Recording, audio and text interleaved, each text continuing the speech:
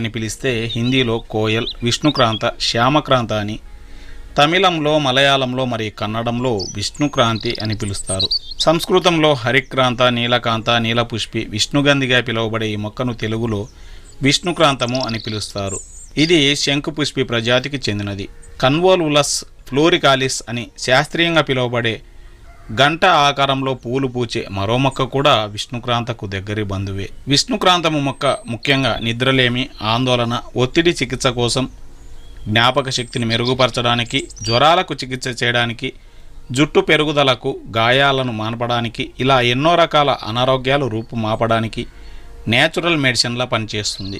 చిన్నగా కనిపిస్తుంది కానీ ఆరోగ్యాన్ని పొందడంలో శరీరానికి దన్నుగా నిలబడుతుంది. జ్ఞాపక శక్తి అంటే చాలు అందరూ సరస్వతి మొక్క పేరు చెప్తారు. అయితే ఆ మొక్కకు తీసిపోని విధంగా విష్ణుక్రాంతం కూడా మతిమరుపును దూరం చేసి